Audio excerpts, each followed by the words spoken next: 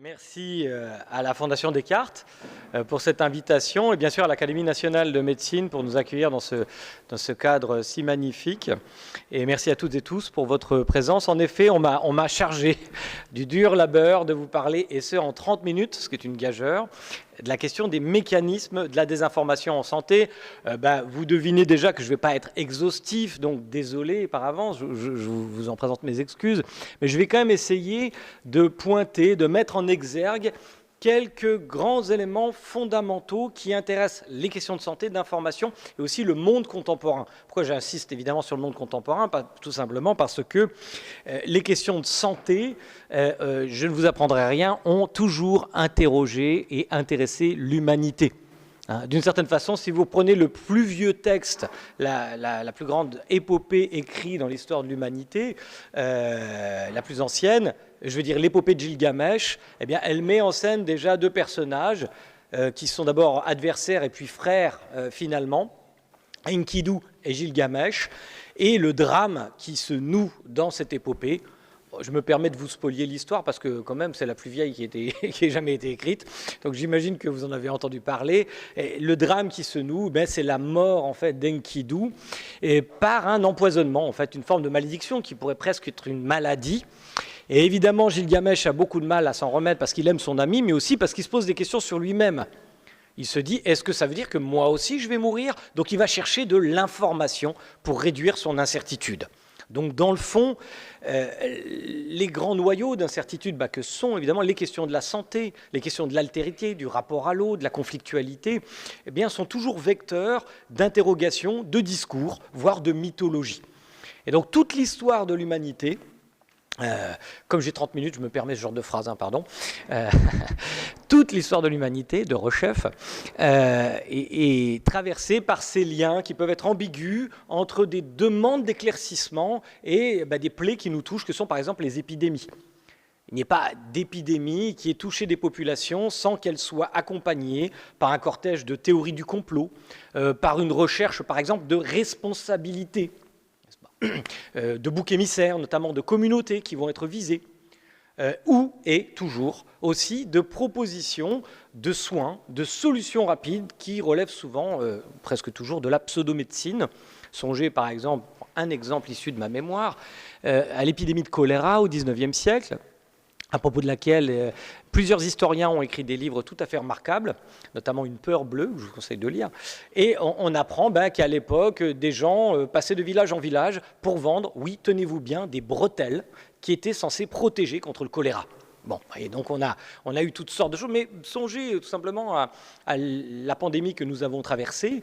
Dès le début, il y a toutes les caractéristiques que je vous ai données, théorie du complot, recherche d'émissaires, de boucs émissaires, et puis aussi proposition, disons, de soins miracles. On a eu l'alcool, la cocaïne qui a été mentionnée, et le pastis. En fait, non, c'était un autre produit marseillais, si vous vous rappelez bien. Et donc, toutes sortes de propositions ont donc été faites.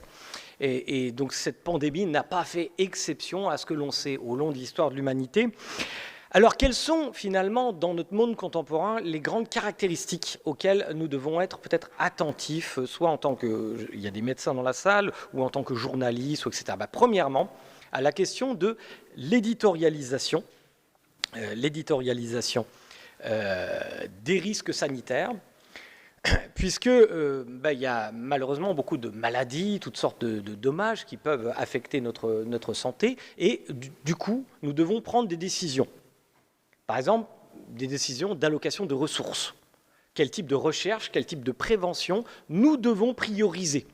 Mais alors, pour pouvoir bien prioriser l'argent qu'on va donner, l'attention qu'on va prêter, encore faudrait-il que la cartographie des risques, telle que nous l'apercevons, soit un décalque des risques objectivement rationnels qui existent. Et là, ça commence mal parce que ce n'est pas tout à fait le cas. Ce n'est pas tout à fait le cas, et ce sont des vieilles recherches qui le montraient à partir des années 80. Je pense à l'équipe de Paul Slovic, qui a posé tout simplement cette question aux États-Unis. Mais ce sont des choses qui ont été reproduites dans d'autres pays. On obtient des résultats différents quant aux problèmes qui sont pointés, mais non quant à la forme de la courbe elle-même qui décrit le rapport que nous avons à la perception des risques. En d'autres termes, ils leur ont demandé, à votre avis, il y a combien de morts par an à cause de, voyez, les inondations ou à cause des maladies cardiovasculaires, etc. Et ce qu'on constate, évidemment, c'est que nous n'avons pas un rapport objectivement rationnel à la perception de ces risques, et c'est normal, nous ne connaissons pas les chiffres, mais ce qui est très intéressant, c'est qu'un peu partout, les très faibles risques, notamment par exemple d'inondation, sont multipliés avec un coefficient de 10, alors que les risques les plus banals, ceux auxquels on devrait accorder le plus d'attention, sont souvent divisés avec un coefficient de même nature.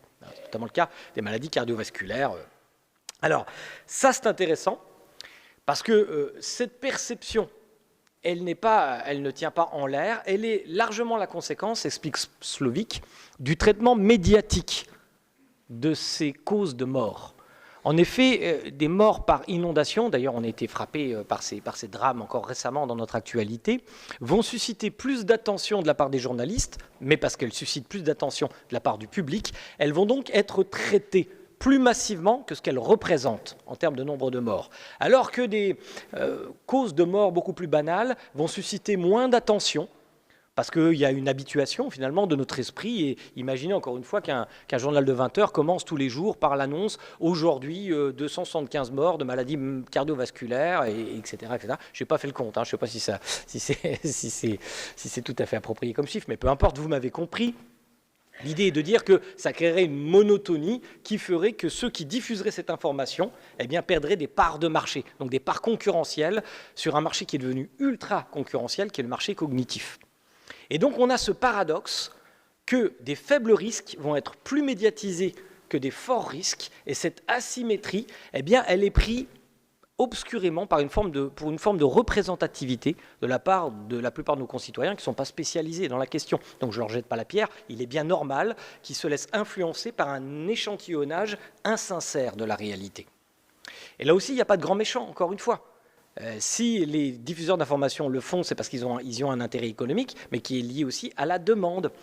Et on a beaucoup d'autres résultats qui montrent cela. Par exemple, on est capable d'attirer notre attention sur des maladies particulières qui méritent sans doute d'être envisagées.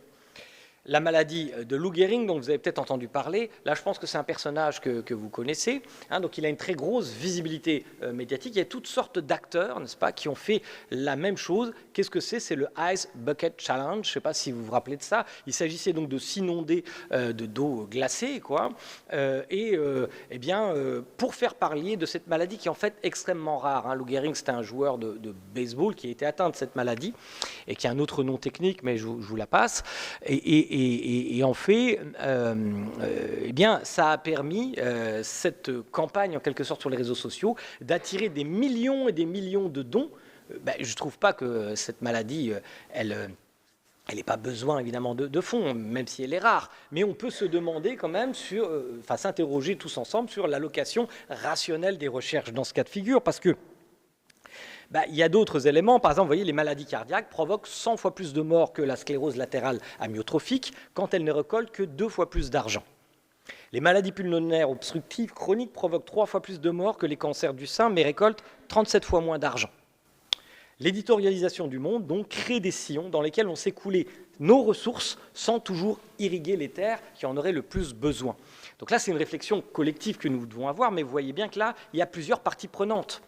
Il y a les médecins, ceux qui font de la recherche en médecine, et bien sûr l'industrie pharmaceutique, etc., mais aussi l'opinion publique, les médias, et puis enfin les décideurs politiques qui ne seront jamais tout à fait insensibles à l'état de l'opinion publique sur ces questions. Alors, est-ce que les médias sont les seuls responsables ? Non, en fait. Aux États-Unis, les maladies cardiaques, qui représentent plus de 30% de la mortalité, ne représentent que 2% du volume des articles traitant la question du risque dans la presse. A l'inverse, alors que les suicides ne représentent qu'un peu moins de 2% des morts américains, ils font l'objet de 12% des papiers consacrés au sujet des dangers qui nous menacent. Donc ça c'est la presse, on est d'accord. Mais une étude parallèle tout aussi intéressante, portant cette fois sur les recherches faites par les internautes, par exemple par le moteur de recherche Google, etc., montre que ces sujets, on observe en fait la même asymétrie d'attention. Donc déjà cette asymétrie d'attention à cause de la spectacularité de certaines causes, parce que parfois c'est juste le hasard, elles sont portées par une personnalité qui a beaucoup de visibilité sociale et qui va donc créer le buzz, hein, disons passer un plafond de notoriété pour tel ou tel mal, cela va susciter des dons privés et pourquoi pas même des décisions politiques qui vont aller dans le sens des mouvements de l'opinion publique. C'est quelque chose auquel je vous livre comme ça, hein, sans réponse, il me semble un des axes intéressants. Un autre axe intéressant, puisqu'on parlait d'asymétrie, c'est cette fois l'asymétrie de la visibilité des points de vue. Bon, je ne vous apprendrai rien, il y a quasiment autant d'éditorialistes en France que de comptes Facebook ou X ou etc. etc. Bon, puis je ne sais pas si vous avez vu récemment, il y a beaucoup de spécialistes du conflit israélo-palestinien. Un peu avant, ces spécialistes-là, ils sont spécialistes en géopolitique, d'ailleurs, ils étaient très spécialistes du conflit en Ukraine, etc. etc. Je ne jette pas la pierre, hein, je suis comme tous ces gens dont je suis en train de parler. Moi aussi, j'ai l'impression, après avoir lu 3-4 articles sur un sujet, que je connais assez bien le sujet, n'est-ce pas ? J'ai bien sûr été spécialiste du virus, etc. Et en fait, quand je fais ça, je ne sais pas que je suis victime de quelque chose qui est bien connu, qui s'appelle le véritable effet Dunning-Kruger. L'effet Dunning-Kruger, c'est du nom de deux psychologues, hein, l'un s'appelle Dunning, l'autre Kruger, donc vous en avez la version comme ça résumée sur le tableau. Grosso modo, c'est que nous avons tendance à surestimer, ça c'est quelque chose de très universel, nous avons tendance dans bien des domaines à surestimer nos performances, nos compétences potentielles, la profondeur explicative avec laquelle nous comprenons un certain nombre de sujets. Et au moment où je commence à apprendre un certain nombre de choses sur un sujet, je n'ai pas assez de compétences pour me rendre compte de mon incompétence.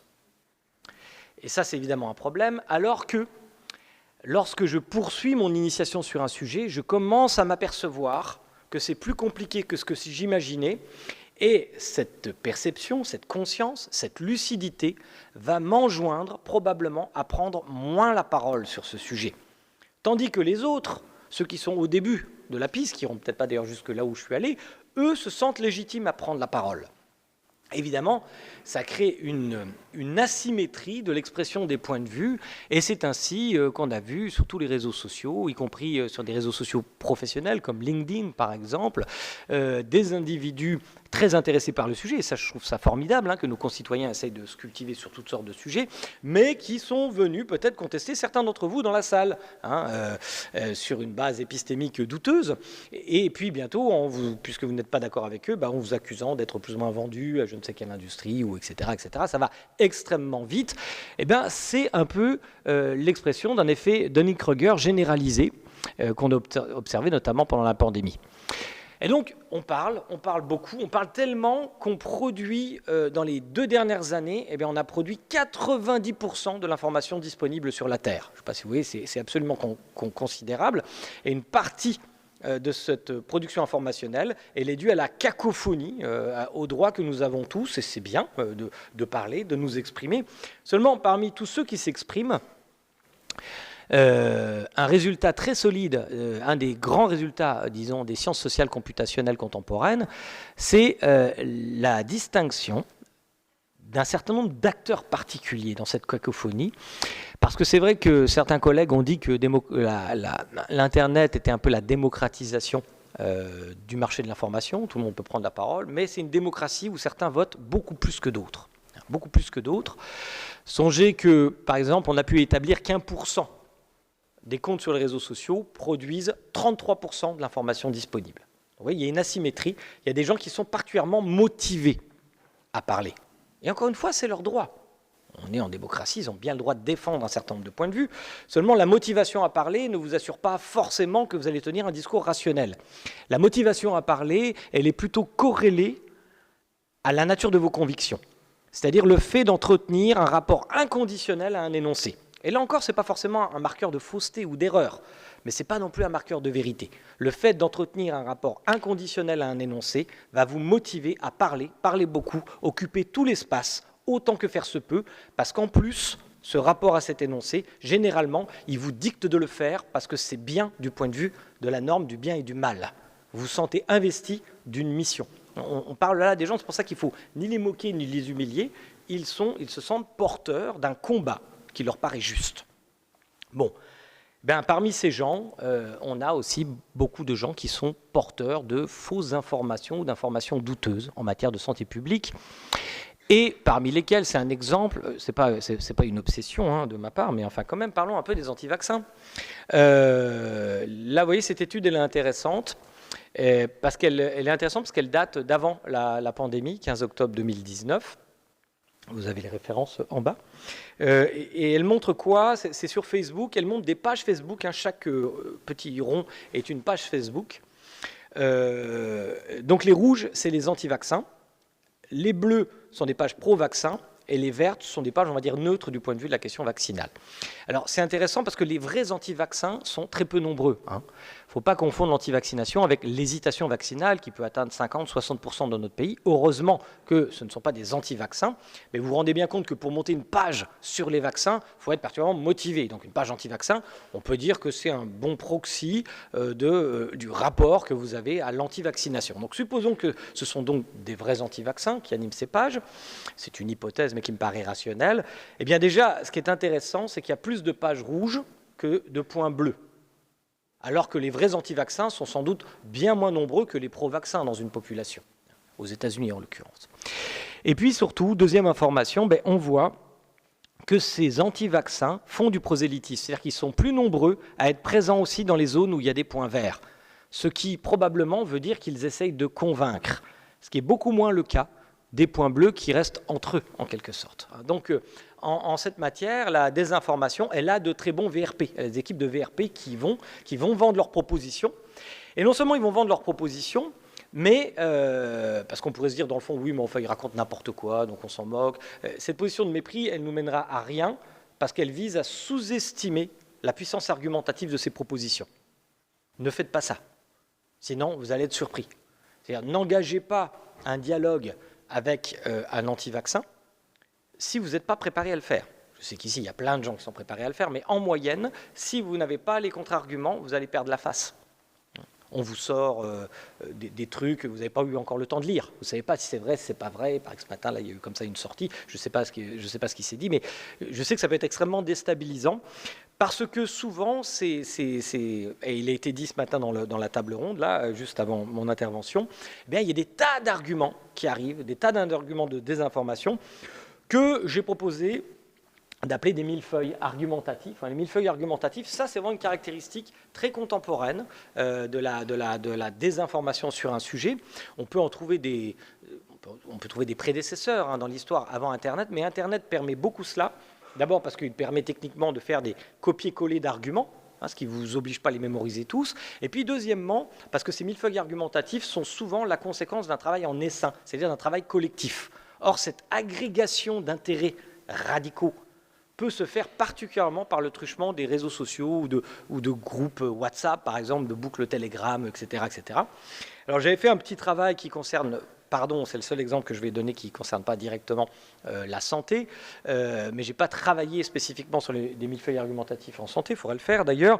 Mais par contre, j'ai beaucoup regardé les théories du complot, et en particulier celle de Charlie Hebdo. Après Charlie Hebdo, vous savez, il y a eu beaucoup de théories du complot, et là c'est un cas très intéressant pour les sociologues, parce que non seulement il y a eu des théories du complot, mais c'était peut-être le moment où la presse tout entière, les politiques ont pris conscience de l'existence de ces théories du complot, qui étaient choquantes, parce que l'événement terroriste était choquant. Et donc la presse s'est mise en ordre de marche, en quelque sorte, et a dit, on va voir ce qu'on va voir, on va débunker, vous avez déjà entendu ce terme ce matin, c'est-à-dire démystifier un à un tous ces arguments. Bon, le premier jour, le 7 janvier, moi j'ai décompté 26 arguments en faveur de la théorie du complot. Ouais, je ne le mets pas tout de suite, vous allez voir pourquoi. C'est moi le metteur en scène. Oui, parce qu'en fait, j'ai mis une deuxième courbe avec, qui me semble intéressante. Et au bout de 4 jours, il y avait déjà plus de 100 arguments en faveur de la théorie du complot. C'est ça, un millefeuille argumentatif. Je vous passe les détails de ces arguments. On a fait plusieurs publications là-dessus. Vous pourrez les voir. Il y a des arguments qui sont totalement loufoques et d'autres qui sont plus troublants. Vous voyez, il y a un peu de tout. C'est une grande salade. Et alors, j'ai mis sur la même courbe le debunking des journalistes. C'est pour ça que je la mets seulement maintenant. Et vous allez voir qu'il y a un rapport de force. C'est en bleu, c'est les arguments en faveur de la théorie du complot, et en rouge, c'est les arguments de debunk que j'ai pu dénombrer dans toute la presse. Et en fait, le rapport de force est à peu près d'un tiers, deux tiers. Voilà. C'est-à-dire qu'il débunk un tiers des arguments, ce qui est déjà tout à fait remarquable. Je ne dis pas qu'il ne faut pas le faire, mais ça vous donne quand même une idée du rapport de force qui peut se procéder. Et puis, leurs arguments, en plus, ils sont éventuellement performants. Ils sont éventuellement performants parce que, et là c'est un autre chapitre, vous voyez, je vais vite sur les grandes catégories, parce que ces arguments sont souvent adossés à ce que j'appelle la démagogie cognitive, c'est-à-dire des arguments qui vont essayer d'aller chercher, je dirais, votre cerveau dans ce qu'il a de plus intuitif, dans ce qui lui paraît de plus évident. Pour prendre un exemple parmi beaucoup d'autres, rappelez-vous, pendant la pandémie, une des nombreuses théories du complot essayait d'associer le virus à l'antenne 5G. Ça vous rappelle quelque chose ? C'est allé assez loin, même si c'était porté encore une fois par une minorité. Faut pas, on entend souvent sur des minorités, etc. Mais il y a un rapport non linéaire entre la cause et les effets. Une minorité, par exemple, en matière de vaccination, ça peut être très très gênant pour une vaccination globale.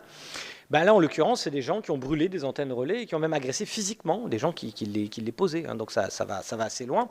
Et un de leurs arguments, c'était tout simplement de dire que, regardez, en fait, parce que par malheur et par coïncidence, Wuhan était une des villes où on avait, une des 3 villes chinoises où on avait en premier implanté des antennes 5G. Bien sûr, dans la rhétorique complotiste, on a complètement oublié les 2 autres villes, on se focalise sur Wuhan, donc ça crée déjà une coïncidence, on se dit « Ah, tiens, bizarre ». Et puis ensuite, il est facile de montrer sur une carte que l'implantation des antennes relais correspond exactement au développement massif de la pandémie. Normal, parce que les deux dépendent de la compacité humaine. C'est-à-dire, plus il y a une forte compacité humaine, plus il y a de probabilité de diffusion épidémique, je suppose. Enfin, je parle sous votre contrôle. Mais enfin, j'ai cru comprendre quand même ça. Un virus, ça se transmet quand même par interaction humaine. Et évidemment que c'est dans les endroits de compacité humaine qu'on va implanter les innovations technologiques en premier. Les campagnes vont être servies ensuite, comme à chaque fois, quasiment, sauf s'il s'agit d'innovations agricoles spécifiques. Je veux dire, des corn-pickers ou des tracteurs sont... Ok, d'accord, ça c'est plus dans les campagnes. Mais sinon, en général, ce sont les grandes villes, tout simplement. Donc, de sorte qu'il n'y avait rien d'étonnant. Mais ça a servi, vous voyez, c'est ça, la démagogie cognitive, c'est qu'on sait qu'un cerveau normalement constitué, quand on lui présente une corrélation, il a une intuition de causalité. Il cherche une narration pour lier les deux. C'est pas mécanique, la pente n'est pas fatale, mais elle est assez, disons, glissante, on va dire. Et donc, si en plus vous enrobez avec une rhétorique, avec des biais motivationnels, que vous êtes en colère parce que vous êtes confiné, parce qu'on vous oblige à mettre un masque, puis parce que le discours sur le masque a été un peu ambigu, etc., vous avez autant de variables qui vont se mélanger tout à coup et qui vont rendre virales, en quelque sorte, les propositions de la crédulité à propos des questions de santé. Mais il y aurait beaucoup d'autres choses. Là, je vous ai parlé de la confusion entre la corrélation et la causalité. Par exemple, notre cerveau a beaucoup plus d'intérêt pour les conséquences d'une action plutôt que les conséquences d'une inaction. Donc certains, en cas, par exemple, de vaccination, vont se dire « Ah oui, mais si jamais je fais vacciner mon enfant, et qu'il lui arrive quelque chose, qu'il développe une sclérose en plaques, ou etc., pour prendre quelques-uns des thèmes qui ont traversé la question vaccinale. » On comprend les parents, n'est-ce pas ? Certains parents, dans les verbatim notamment de procès, parce qu'il y a eu quelques procès, ont dit « J'ai pas envie de jouer à la roulette russe avec la vie de ma fille. » Donc ça veut dire qu'ils savaient bien qu'il n'y avait qu'une seule balle dans le barillet, si je puis dire.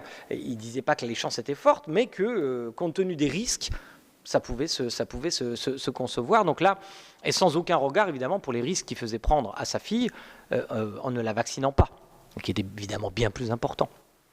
Et autre trait de son argumentaire, le risque était très faible.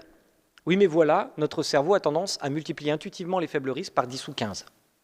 Voilà un autre aspect de la démagogie cognitive. Ou, pour finir, sur la balance des coûts et des bénéfices, parce qu'en général, en matière médicamenteuse, on raisonne un peu comme ça. En matière de santé publique, on raisonne un peu aussi comme ça. Eh bien, là aussi, il faut se rappeler que pour compenser 1 euro de coût, il faut environ 2,5 euros de bénéfice, psychologiquement. Donc là, il y a aussi une asymétrie qui est tout à fait favorable. Ça ne suffit pas, ce n'est pas la condition qui explique tout, mais c'est une des variables qui pèse, en plus de toutes celles que je viens de mentionner, sur, dans certaines circonstances, les avantages concurrentiels que peuvent avoir des propositions frauduleuses, si je puis dire, en matière de santé publique. Et je terminerai par un thème très important, à mon avis,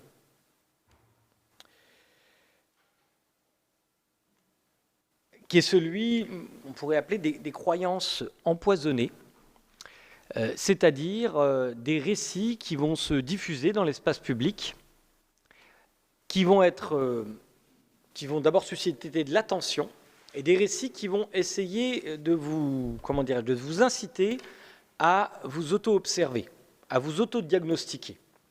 Est-ce que parfois vous dormez mal la nuit, vous avez des insomnies? Est-ce que parfois vous avez des maux de tête? Est-ce que vous avez des problèmes dermatologiques, de la nervosité inexpliquée, etc., etc.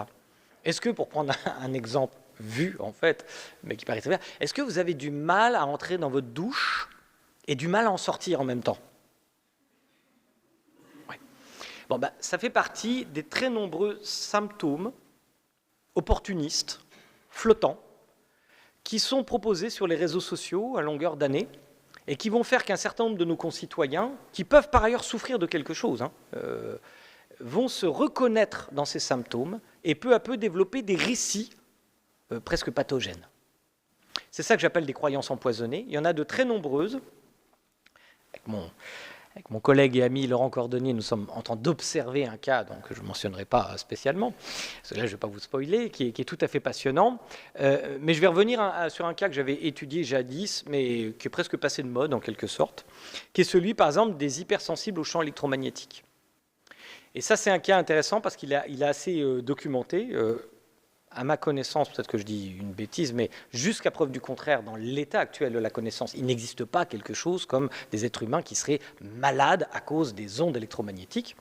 Mais par contre, là aussi, il ne s'agit pas de moquer ces personnes, parce que ces personnes souffrent vraiment. Je vais vous le dire, en fait, ce sont des gens qui souffrent sans doute de quelque chose, mais ils se trompent quant au diagnostic. Ils se trompent d'autant plus qu'en général, ils s'auto-diagnostiquent sur la base d'informations trouvées sur Internet. Et ça va très loin, puisque certains d'entre eux peuvent s'isoler même, se rompre avec leur profession, rompre avec presque toute vie sociale. Donc c'est dramatique en réalité pour eux, même si eux, là encore, c'est très très minoritaire. Mais un certain nombre d'expériences ont été menées. C'est pour ça que c'est plus facile de parler de ça. Par exemple, je vous ai cité quelques éléments. Là, c'est une étude assez intéressante sur des champs d'éoliennes. Et vous ne saviez peut-être pas, mais les champs d'éoliennes sont, pour certains publics, censés provoquer des maladies. Quelque chose, quoi. Et c'est vrai que par contre c'est bruyant, ça peut vous empêcher de dormir, et donc du coup, oui, ça peut en effet, pourquoi pas, vous fragiliser un peu. Mais les symptômes, c'est très intéressant. La nosographie est presque toujours la même. C'est des problèmes dermatologiques, problèmes maux de tête, etc. Enfin, toutes sortes de choses de cette nature. Et là, c'est des collègues qui ont regardé tout simplement, c'était en Australie, l'implantation des champs d'éoliennes pour voir si ça développait systématiquement des maladies. Déclarées, bien sûr, des gens qui se déclaraient malades à cause des champs d'éoliennes. Il y avait une corrélation spatio-temporelle entre l'activité d'association qui alertait sur ces dangers et le développement des maladies. Partout où il n'y avait pas d'activité d'association, pas de maladie déclarée. Par contre, quand il y avait un récit, en fait, c'est ça, sur le marché cognitif, quand il y avait un récit qui se proposait, on commençait à voir surgir des gens qui souffraient. Alors, je vous le disais, ces gens peuvent souffrir vraiment. Donc là, ça, c'est une étude d'autres collègues qui ont soumis des échantillons, enfin, selon des conditions expérimentales idoines, je ne vais pas les décrire, je n'ai pas le temps, qui ont soumis donc des échantillons de personnes à deux types de documentaires concernant le dommage que les ondes peuvent créer sur la santé. Un qui était anxiogène et l'autre qui était tout à fait neutre et qui rapportait l'état de la science, donc il n'y avait aucune raison de s'inquiéter. Eh bien, dans la condition A, les gens voyaient le documentaire anxiogène, ils réagissaient à une stimulation par les ondes Wi-Fi qui n'existait pas en fait, qui était une stimulation, on va dire, je ne sais pas comment dire, fantôme, placebo, enfin une non-stimulation, mais on leur disait qu'ils étaient stimulés et ils ressentaient statistiquement plus que les autres. Oui, ouais, ça me picote, ouais, je sens, etc., etc. Donc on voit bien qu'un récit peut prédisposer à une auto-observation qui ne se transforme pas forcément en maladie, hein. Ça peut disparaître, ça peut être évanescent, mais pour certains de nos concitoyens, ça devient dramatique. Surtout si par ailleurs, ils ont des problèmes qui peuvent relever de la psychiatrie, qui peuvent être traités. Mais ils ne vont pas aller voir les psychiatres, parce que souvent, ces gens-là, ils ont développé un sentiment antipsychiatrique. Et c'est le cas pour pas mal d'autres pathologies avec des autodiagnostics. Vous verrez, quand vous voyez l'autodiagnostic, en général, c'est un corrélat assez fort d'un sentiment antipsychiatrique. Et c'est la double peine. Non seulement ils vont souffrir dans leur récit empoisonné, mais en plus, ils ne vont pas rencontrer des formes de thérapie qui pourraient les guérir. Parce qu'ils souffrent vraiment de quelque chose. Et quand je dis qu'ils souffrent, je terminerai vraiment là-dessus. Je ne sais pas si je suis à mes 30 minutes. Là, oui, c'est bon, il faut que j'arrête. Un dernier point qui m'a paru très intéressant, ça c'est des neuroscientifiques qui l'ont fait, qui ont donc confronté des individus, là aussi, à des ondes fictives. Hein, eh bien, ils ont vu par imagerie, c'est l'IRM fonctionnel, je crois, hein, c'est ça. Ils ont regardé par IRM fonctionnel et ils ont vu ce qu'ils appellent une activation, c'est un peu métaphorique, de la neuromatrice de la douleur. Donc c'est des gens qui souffrent vraiment. Ils ont mal, ils souffrent vraiment, mais c'est évidemment pas les ondes qui leur font ça. C'est quelque chose, mais là ça dépasse totalement mes compétences, quelque chose qui a transmué tout à coup un récit en quelque chose d'un peu empoisonné, malgré tout pour le corps, puisqu'il y a une souffrance. Bon, voilà donc quelques-uns des aspects des problèmes contemporains auxquels nous sommes confrontés quand on parle d'information et de santé. Je n'ai pas été exhaustif, bien sûr, mais peut-être qu'on a 1 ou 2 minutes pour les questions. Je ne sais pas si on a le temps. Voilà. Je vous remercie de votre attention.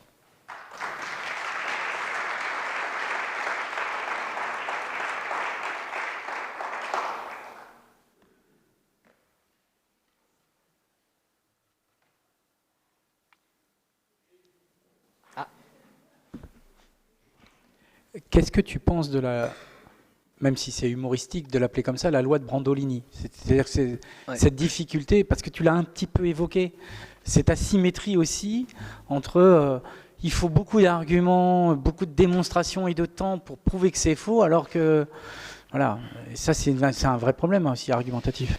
Oui, cher professeur, merci. J'ai fait des choix, mais c'est vrai que la loi de Brandolini, qui est une loi en fait émise par un informaticien, presque sous le ton du rire, mais en fait qui se vérifie empiriquement, qui dit grosso modo, je la fais très courte, et qu'il faut beaucoup moins de temps pour émettre une ânerie que pour la défaire rationnellement.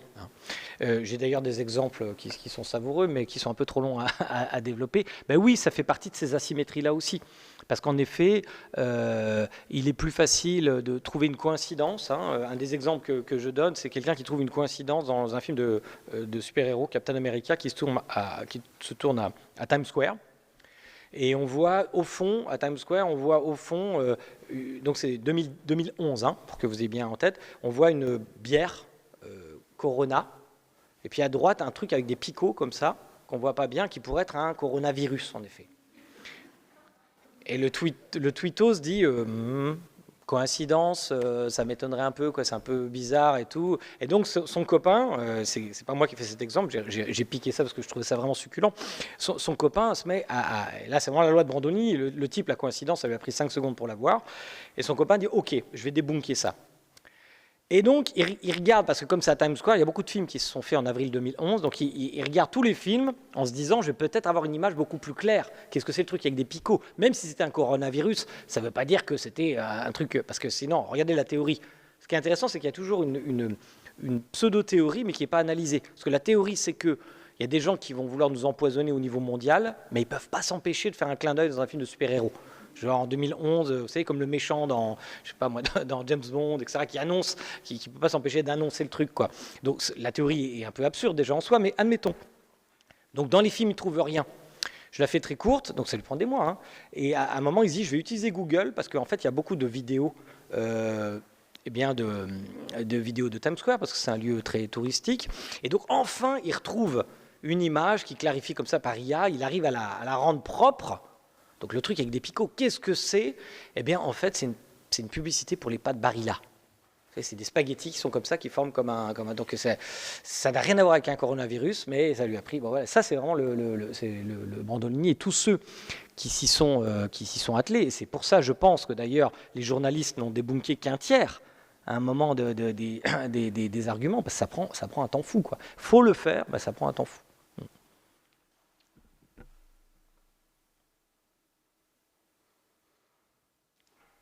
Ok, merci.